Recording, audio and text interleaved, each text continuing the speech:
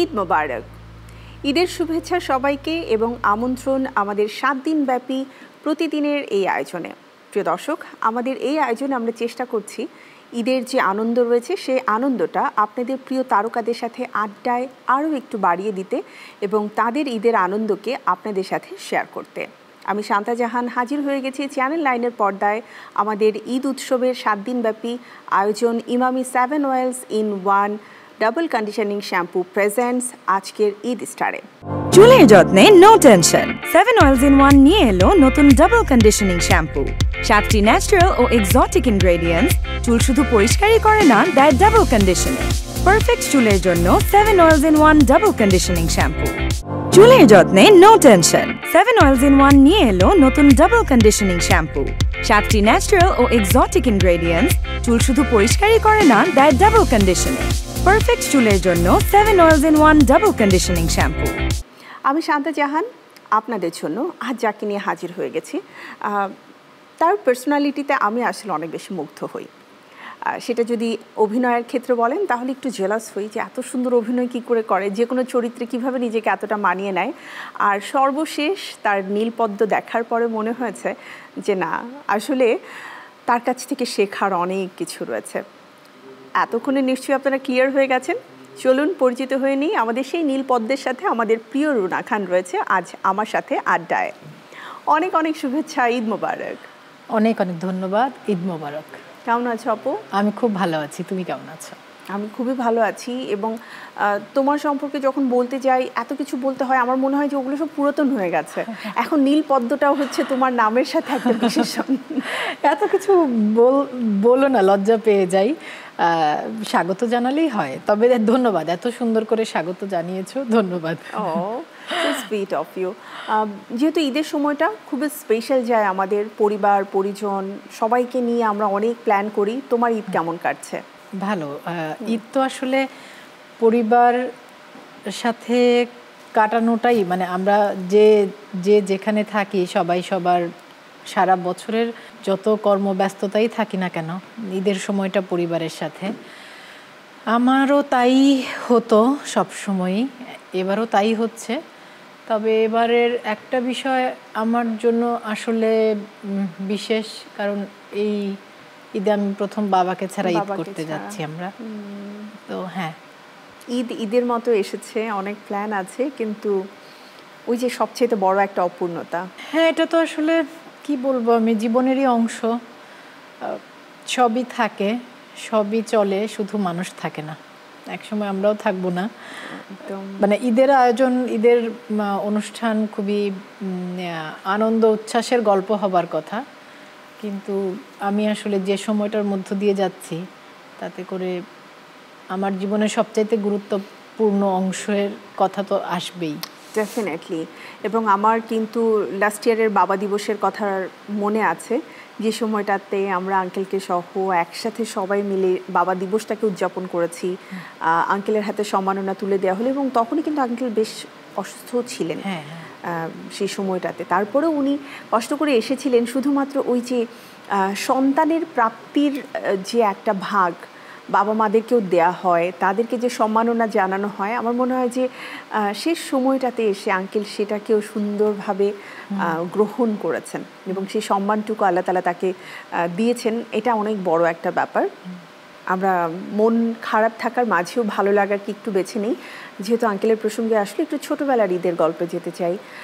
সেই সময়টাতে ঈদ উদযাপনটা আসলে কেমন ছিল? আমি বড় হয়েছি টাঙ্গাইলের সখীপুরে। আমার বাবার চাকরির সুবাদে ওখানে আমার বাবার পোস্টিং ছিল, আর আমার দাদুর বাড়ি নানুর বাড়ি টাঙ্গাইল জেলার মির্জাপুর থানায়।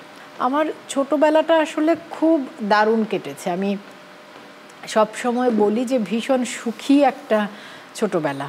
সেটা আমার স্কুল জীবন বা আমার মানে পরিবার, বাবা মা, আমরা দুটো ভাই বোন, এবং ঈদের স্মৃতিও আমার ভীষণ আনন্দময়। ওটা গেল একটা রকম।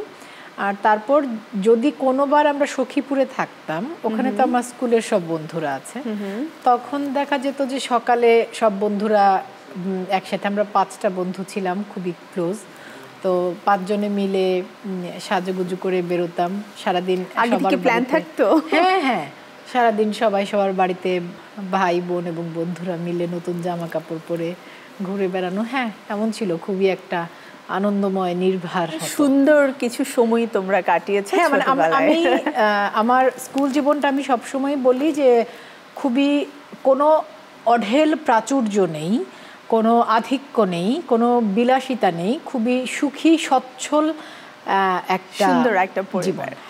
ওকে, এই পরিবারের গল্প এবং ঈদের গল্প শুনবো তোমার কাছ থেকে। আমি একটা ছোট্ট বিরতি নিয়ে আসি।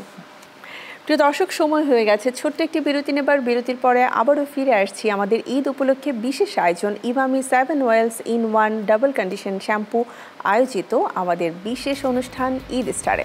সাথে থাকুন চ্যানেল 9-এর, ফিরছি এখনই।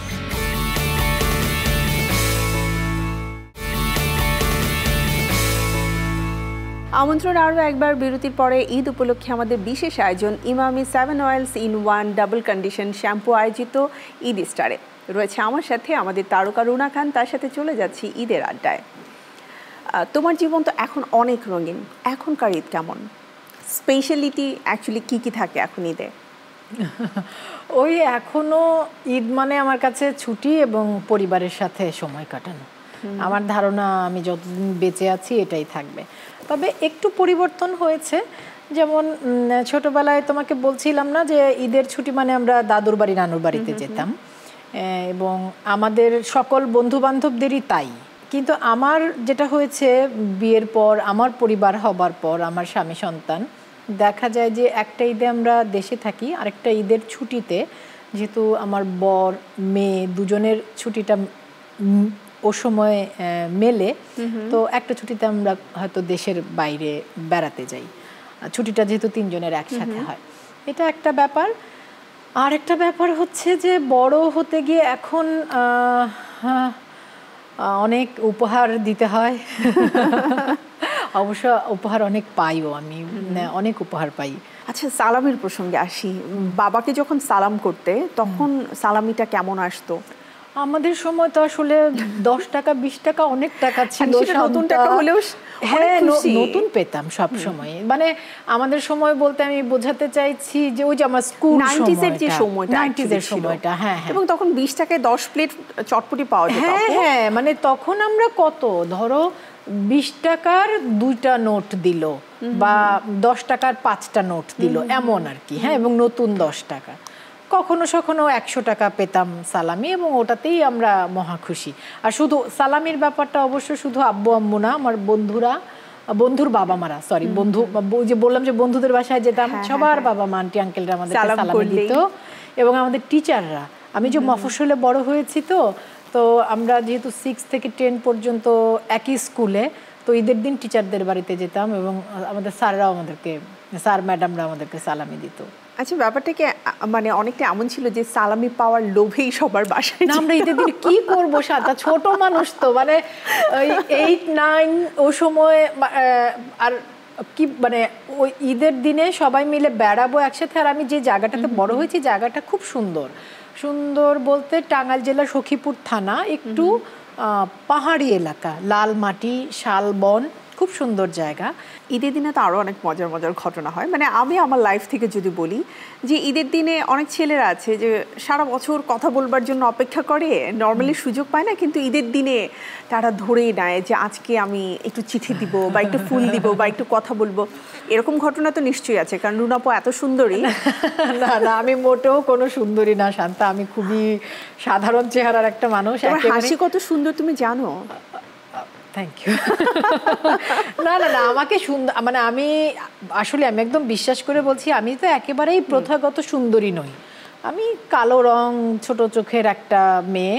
তবে হ্যাঁ, যেটা তুমি বলছিলে আমি বুঝেছি তোমার কথা, যে বিশেষ করে মফস্বল এলাকাগুলোতে, এবং আমি বারবার বলছি যে এত আনন্দময় শান্তিময় একটা পরিবেশে আমরা বড় হয়েছি যে সে সময় ওই প্রেমের চিঠি দেয়া, ফুল নিয়ে রাস্তায় দাঁড়িয়ে থাকা বা স্কুলে যাচ্ছি পেছন পেছন আসা, এগুলো খুব মিষ্টি ব্যাপার ছিল। এবং এটা শুধু আমি না, আমার সব বন্ধুরা বা আমাদের স্কুলের সকলেই আমরা এর মধ্য দিয়েই বড় হয়েছি। এটা সে সময়কার খুবই একটা ওই যে বললাম মিষ্টি ব্যাপার, কৈশোরকালের একটা 90s এর সময়টাতে ভালোবাসার বহিঃপ্রকাশগুলো কিন্তু এমনই হতো, তাই না?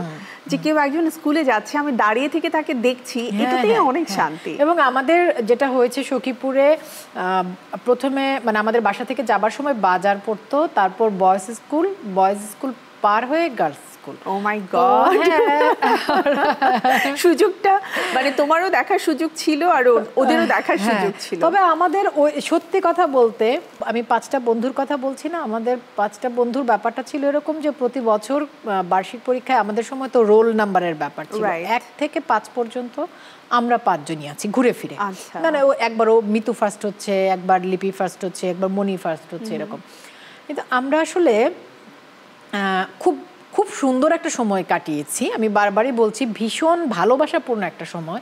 তবে প্রেমের ব্যাপারে আমাদের সত্যি বলতে সে সময় আমাদের কোনো বন্ধুরই তেমন কোনো প্রেমের ব্যাপারে আগ্রহ ছিল না। নিজেরা নিজেদের লাইফ একদম। এবং ওরা সবাই পড়াশোনায় ভীষণ ভালো ছিল, প্রত্যেকেই ক্লাস 5-এ বৃত্তি পেয়েছে। আমাদের সময় তো বৃত্তির ব্যাপার ছিল, ট্যালেন্টফুলে বৃত্তি পেয়েছে, ক্লাস 8-এ বৃত্তি পেয়েছে।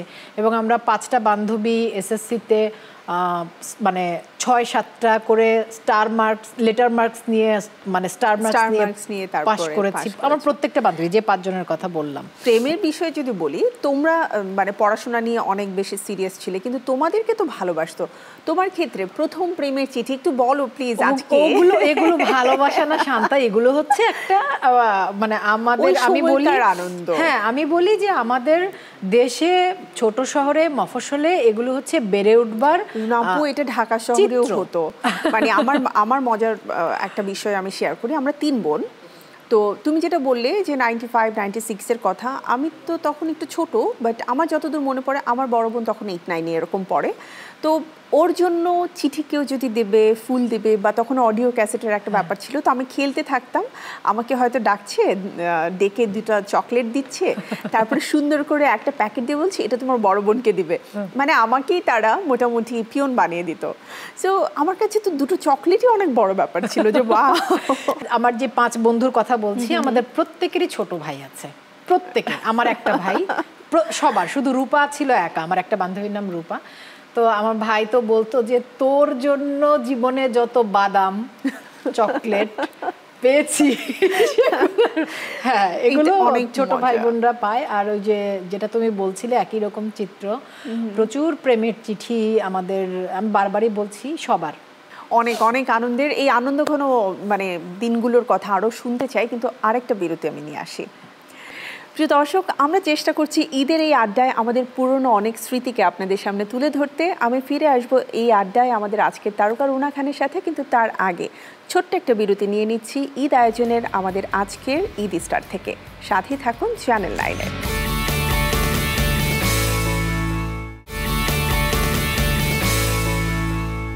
আমন্ত্রণ আরও একবার বিরতির পরে। আমাদের ঈদ স্পেশাল আয়োজন Emami 7 oils in 1 double condition shampoo presents Eid স্টারে। প্রিয় দর্শক, রয়েছে আমার সাথে রুনা খান, যার সাথে আমি খুব জমিয়ে আড্ডা দিচ্ছি।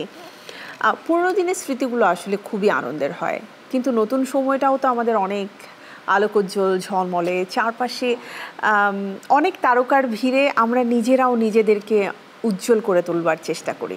এবং বিগত কয়েক বছরে তোমার যে পদচারণা রয়েছে আমাদের ইন্ডাস্ট্রিতে, একদিকে আলোচিত, একদিকে সমালোচিত, তুমি আসলে কোনটাকে বেশি এনজয় করো, আলোচনা না সমালোচনা?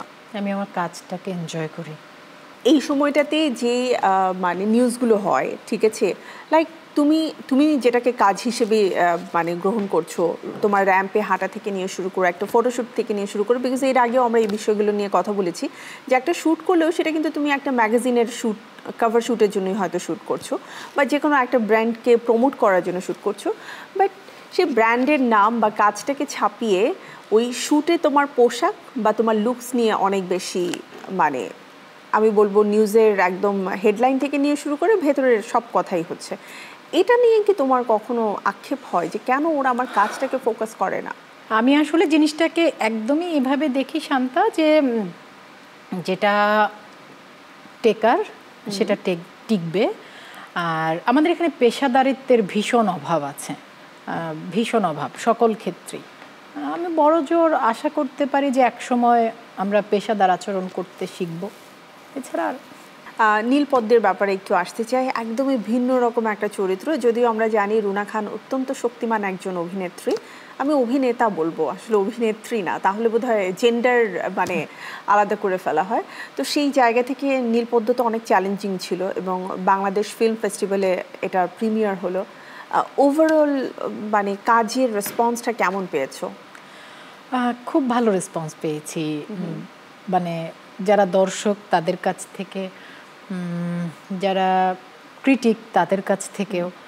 হ্যাঁ, আর ওই যে চরিত্রটা করার ক্ষেত্রে চ্যালেঞ্জ আমি বলবো যে আমার পরিচালক বা টিমের সকলের সহযোগিতা, সেটা একটা ব্যাপার। এভাবেই তো মানে কাজ তো আসলে এভাবেই হয়। তো যখন একটা কাজ বা একটা চরিত্র গ্রহণযোগ্যতা পায়, তখন আমার মনে হয় যে সেই ক্ষেত্রে আমাদের কাজটা কিন্তু টিম ওয়ার্ক। শান্তা, একজনে আমি একা ভালো করলাম সম্ভব না। হ্যাঁ, লাইটটা ভালো না হলে, সিনেমাটোগ্রাফার ভালো না থাকলে মানে হয় না জিনিসটা। তো টিম ওয়ার্ক একটা কাজ বা সেই কাজের কোনো একটা চরিত্র যখন গ্রহণযোগ্যতা পায়, আমি খুব বিশ্বাস করে বলি যে এটা পুরো টিমের কৃতিত্ব। সো নীলপদ্ম নিয়ে তো আমাদের আড্ডা হয়ে গেল।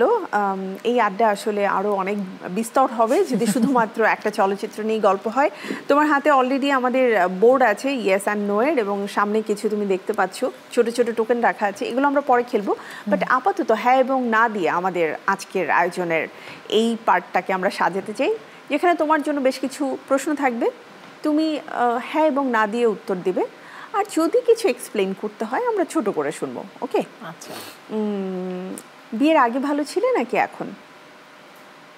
এখন ইয়েস, মুখে বলা যাবে। ও, মুখে বলা যাবে? হ্যাঁ। এখনো প্রেম করছি? ইয়েস। প্রেমের অফার পেতে কি এখনো ভালো লাগে? ওকে। কমেন্টের মাধ্যমে তো অনেকেই লেখে আই লাভ ইউ, আমি তোমাকে অনেক পছন্দ করি, তখন কেমন লাগে? নর্মাল। যদি এমন হয় যে আবারও দ্বিতীয়বার তোমার বিয়ের অনুষ্ঠান করার সুযোগ থাকে, তাহলে কি ধরনের ড্রেস পরবে? জামদানি। আচ্ছা, রুনা খান রাজনীতি পছন্দ করেন? নো।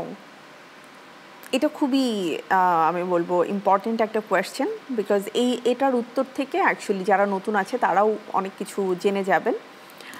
অভিনয় করতে শিক্ষিত হবার কি প্রয়োজন আছে? এটা একটু এক্সপ্লেইন করতে হবে, আমি শুনতে চাই।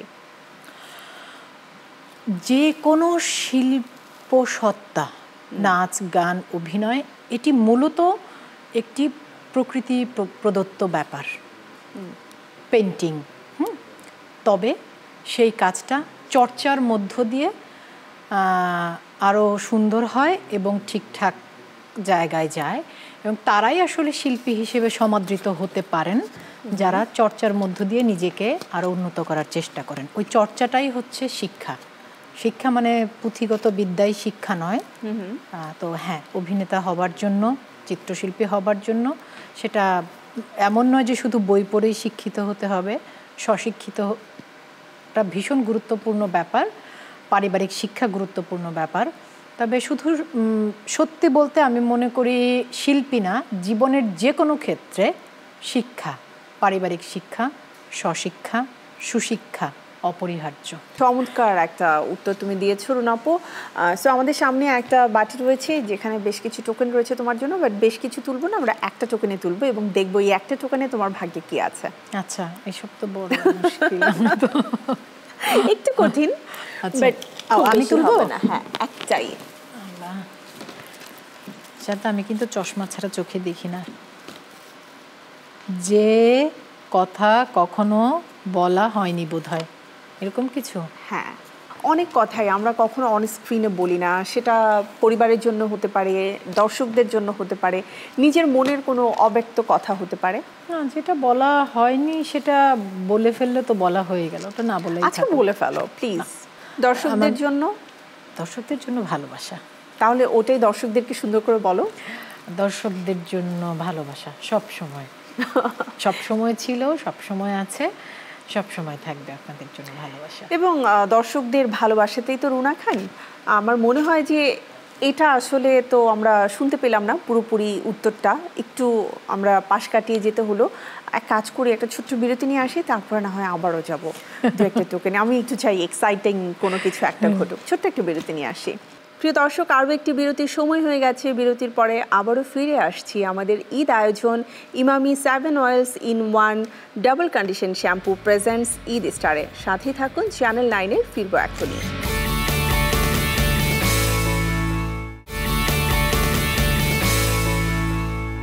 বিরতির পরে আরও একবার আমন্ত্রণ আপনাদের সকলকে আমাদের ঈদের বিশেষ আয়োজন Emami 7 oils in 1 double condition shampoo presents Eid স্টারে। দর্শক, আমাদের আজকের তারকা রুনা খান, যার সাথে খুব আড্ডা হচ্ছে। এবারে বোধহয় আড্ডার পাশাপাশি খেলাটাকে আরও একটু বাড়িয়ে নিয়ে যেতে পারি। আমরা একটু ছোটোবেলার দিকে চলে যেতে চাই। ছোটোবেলায় কখনো ডার্ট খেলেছ আপু? লক্ষ্য মানে এত একদম এরকম বোর্ড টোড করে এরকম না। আমি অনেক স্কুলের মাঠে বা বিকেলে হাসপাতালের মাঠে আমরা অনেক একসাথে অনেক বাচ্চা ছিলাম, তো আমরা অনেক কি বলবো নানা রকম এই ফুটবল, ক্রিকেট, ভলিবল, ব্যাডমিন্টন, এই সমস্ত খেলা। হ্যাঁ হ্যাঁ হ্যাঁ, সেগুলো আমরা ছোটবেলায় সবাই আর কি। আর যে হয় না যে নানা রকম সাতচারা, চিবুড়ি, গোল্লাছুট, এগুলো তো তখনকার সময়ে সবচেয়ে জনপ্রিয় খেলা ছিল। আমি ছেলেদের মেয়েদের আমরা আসলে ছেলেরা মেয়েরা একসাথেই খেলতাম। আমি বারবারই বলছি মানে অনেকেই মনে করে যেগুলো বোধহয় অনেক বছর আগের গল্প। এই জিনিসগুলো তো একটু কি বলবো ইনডোর গেম টাইপের। আমি ওটা বলতে চাইলাম, খেলার মাঠগুলো যখন আসলে বন্ধ হওয়া শুরু করেছে তখন এই খেলাগুলো শুরু করেছে। আমরা এই সমস্ত খেলা, আমরা অনেক ব্লেসড যে আমরা পেয়েছি আমাদের ছোটবেলায়। ওকে, এই খেলাতে যাব, কিন্তু তার আগে আরো দুটো টোকেন তোমার কাছ থেকে আমি দেখতে চাই যে কি থাকে। অ্যাকচুয়ালি তোমার সামনেই রয়েছে বাটি, চলো আরেকটা তুলি। কি যে যন্ত্রণা হচ্ছে সব, মানে একটু কঠিন কিছু উঠুক প্লিজ। জীবনের প্রথম প্রেম, মানে এমন এইটা অনেক কঠিন না, এটা অনেক কঠিন না। আমি জীবনে প্রথম আমি যার প্রেমে পড়েছি, আমি তাকে বিয়ে করেছি। ওয়াও, সো এইটা অনেক চমৎকার ছিল। ভালোবাসি বলাটা কি নিজের তরফ থেকে হয়েছিল নাকি ভাইয়া বলেছিল? ভালোবাসিটা সে কি বলা হয়েছে মনে নেই। চিঠি লেখা হয়েছিল? হ্যাঁ, চিঠি ভাইয়া লিখেছে। ভাইয়া লিখেছে? দুটো লাইন শুনি। লাইন তো না, আমার বিয়ের পরে চিঠি লিখেছে। ও সিরিয়াসলি? লাস্ট ওয়ান দেখি এটা কতটা কঠিন ওঠে।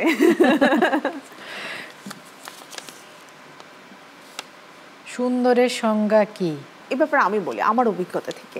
আমি যখন প্রথম কাজ করা শুরু করি, আমি অনেককে দেখেছি, মানে যারা সিনিয়র আর্টিস্ট, যাদেরকে দেখে আমার মনে হয়েছে যে আমি যদি তাদের মতো হতে পারতাম, তাদেরকে দেখতে পারতাম, তাদের মতো মানে টেলিভিশন স্ক্রিনে কাজ করতে পারতাম, তাহলে জীবন ধন্য। বাট আমি এই প্ল্যাটফর্মটাতে কাজ করতে এসে দেখেছি যে যাকে দেখে আমি মুগ্ধ হচ্ছি, এই প্ল্যাটফর্মে তাদেরকে নিয়ে হয়তো বলছে ভাই বুড়ো হয়ে গেছে, এখন তো এখানে নায়িকা বানিয়ে কী হবে, নতুন কাউকে নিচ্ছি। তো হয় না যে আমি এসে আসলে হোঁচট খেয়েছি যে মানে কিভাবে করে সম্ভব, এটা তো আমাদের চোখে এক একজন diva. So still you are a diva, because অনেকের চোখেই তুমি এক অনন্য সুন্দরী। রুনা খানের মতো অনেকে অভিনয় করতে চায়, অনেকে কাজ করতে চায়। এতদিন তার মানে লম্বা একটা ক্যারিয়ার, যেটা তোমার 2004-05 থেকে শুরু হয়েছে, এই সময়টা অনেকেই আছে এই ইন্ডাস্ট্রিতে এসে কাটাতে চায়। তাদের জন্য তুমি বলো যে আসলে বয়সটা কি মানুষের সৌন্দর্যের সংজ্ঞাকে মানে ছোট করে তোলে, নাকি হচ্ছে পার্সোনালিটি, এবং সেই পার্সোনালিটিটা তুমি নিজে হতে পারো, আমাদের অন্য আরও অনেক আইকন রয়েছে তারা হতে পারে, সেভাবে বলো। আচ্ছা, প্রথমে এখানে যে জিনিসটা লেখা ছিল যে সৌন্দর্যের সংজ্ঞা কি, সৌন্দর্যের সংজ্ঞা আমার কাছে চিন্তা এবং কর্ম। মানুষটি চিন্তায় সুন্দর কিনা এবং কর্মে সুন্দর কিনা, যা সে চিন্তা করছে কাজে তাই করছে কিনা। আমার কথাতে তুমি সবসময় খুব ভীষণভাবে একটা জিনিস, একটা শব্দ শুনতে পাবে, সঠতা। সঠতা, এই বাংলা শব্দটার অর্থ আমরা হয়তো অনেকে জানি না, মানে বা আমরা এত বেশি সঠতাপূর্ণ মানুষ জীবনে দেখেছি। তুমি যতই মাথা থেকে পা পর্যন্ত একেবারে আগুন ঝরা রূপবতী বা রূপবান হও, যখন আমি দেখতে পাই তোমার মধ্যে সঠতা, তখন আর তোমার কোনো কিছুই আমাকে টানে না, তোমার কোনো গুণ কোনো কিছু আমাকে টানে না। তো আমার কাছে মানুষের সৌন্দর্য নারী পুরুষ নির্বিশেষে প্রধানত সঠতাহীনতা। রাইট। তো আমি যদি সঠতার মানে বর্তমান সময় যেই ওয়ার্ডটাকে খুব বেশি ব্যবহার হয় সেটা যদি বলি, মানে ফেক যদি কেউ না হয়, ঠিক আছে, সে যা সে সঠতা আচ্ছা ওকে ঠিক আছে, মানে কাছাকাছি কি না, মানে সঠতা শব্দটাই হিপোক্রেসি। আমি তা আসলে বহিঃপ্রকাশ করছি না, আমি যা না তাই সবসময় আমি প্রিটেন্ড করার চেষ্টা করছি এগুলো। আর যেই প্রসঙ্গটা ধরে তুমি জানতে চেয়েছিলে যে বয়স, শান্তা, বেঁচে থাকলে বয়সকে আটকানোর কোনো ক্ষমতা এখন পর্যন্ত এই পৃথিবীতে আবিষ্কার হয়নি। তুমি যদি বেঁচে থাকো 70 বছর পর্যন্ত, তোমার বয়স 70ই হবে। 70-এ তোমাকে 17 দেখাবে না, পৃথিবীর কাউকে দেখায় না, কোনো দিন দেখায়নি, কোনো দিন দেখাবে না। তবে মানে বয়সের সৌন্দর্য হচ্ছে অভিজ্ঞতা, ঠিক আছে। আর যে মানুষ কোনো কাজের মধ্যে থাকেন, কাজের মধ্যে বাঁচেন, তাদের সেই কাজের অভিজ্ঞতা, সৌন্দর্য, সেগুলো তাদের বয়সের সাথে সাথে আরও সকলের বৃদ্ধি পায়। আর তুমি যদি একটা নির্দিষ্ট পেশার কথা বলো, যে অভিনেতা, মানে যেই চরিত্রে আমাদের এখানে যেগুলো প্রথাগত নায়িকা, আমাদের এখানে না, পৃথিবীর সব দেশে নায়িকাদের আয়ুকাল 10 বছর সর্বোচ্চ, 5 থেকে 10 বছর। সেটা আমরা বিশ্ব সুন্দরী থেকে নিয়ে শুরু করে সবার পৃথিবীর যেই হন না কেন, হলিউড, বলিউড, পৃথিবীর সকল জায়গায়। কিন্তু তুমি যদি নিজেকে, আমি যে সেক্টরে কাজ করছি, তুমি যদি নিজেকে অভিনেতা ভাবতে চাও, তাহলে তোমার আয়ুকাল যতদিন তোমার মাথায় এবং শরীর সুস্থ আছে ততদিন, এবং যতদিন তুমি কাজ করে যেতে চাও ততদিনই সম্ভব। তো আমার তো আসলে জীবনের শুরু থেকেই আমার স্বপ্নটা একই জায়গায় স্থির, আমি একজন অভিনেতা হবার চেষ্টা করছি এবং আমৃত্যু করে যাব। তো হ্যাঁ, আমার আয়ুকাল যতদিন আমি বেঁচে আছি ততদিন, ঠিক ততদিন। ওকে, খুব ঝটপট প্রশ্ন, চটপট উত্তর। পছন্দ হাজব্যান্ড নাকি বয়ফ্রেন্ড? হাজব্যান্ড বয়ফ্রেন্ড দুইটাই, কারণ দুইটাই তো ছিল। রুম ডেট নাকি লং ড্রাইভ? Long drive. বাবা মা? বোথ। পায়েস নাকি সেমাই? পায়েস। রিক্সা নাকি গাড়ি? ঢাকার বাইরে হলে রিক্সা, ঢাকায় হলে গাড়ি। দুবাই নাকি থাইল্যান্ড? থাইল্যান্ড। কোয়ালিটি নাকি কোয়ান্টিটি? কোয়ালিটি। গ্রাম নাকি শহর? গ্রাম। টিভি নাটক নাকি মঞ্চ নাটক? মঞ্চ। ঠান্ডা নাকি গরম? মাঝামাঝি। নাতিশীতোষ্ণ। আজকে তোমার মেজাজটা যেরকম নাতিশীতোষ্ণ অবস্থায় আছে। ওকে, আমরা একেবারে শেষের দিকে রয়েছি। তুমি দেখতে পাচ্ছ ডার্টবোর্ড, এবং এটা নিয়ে অলরেডি আমরা কথা বলেছি। চলো আমরা একটু লক্ষ্যে পৌঁছতে পারি কিনা সেটা একটু ট্রাই করে দেখি, তাই না?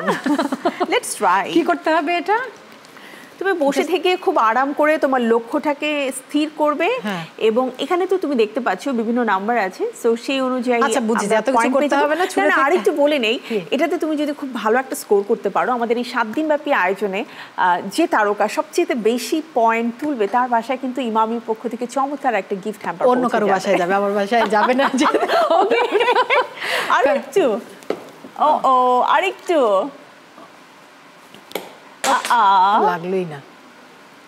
না, আমি শিওর আমার বাসায় যাবে। সো আই থিংক একটু উপরের দিকে লক্ষ্য চলে যাচ্ছে, আর একটু নিচের দিকে তুমি লক্ষ্য স্থির করো। হ্যাঁ, হয়ে গেছে। যাও। লক্ষ্যের খুব কাছাকাছি যে লক্ষ্য ভ্রষ্ট হয়ে আসা, এটা অনেক ব্যথার। কিন্তু তারপরেও আমি বলবো পয়েন্ট কিন্তু খারাপ না। 9, 5, 14, তারপরে হচ্ছে 12, তার মানে হচ্ছে অলমোস্ট 26 পয়েন্ট। নো প্রবলেম, আমরা এটা টুকে রাখছি এবং আমরা দেখব আমাদের কোন তারকা এই টার্গেটকে আবার। নিশ্চিত অন্য সকল অতিথিরা এর চাইতে অনেক ভালো করবে এই খেলায়। আমি চশমা ছাড়া চোখে দেখতে পাই না, শান্ত। আচ্ছা, এটা একটা রিজন। ওকে, বাট আমি বলবো গুড ওয়ান। Thank you.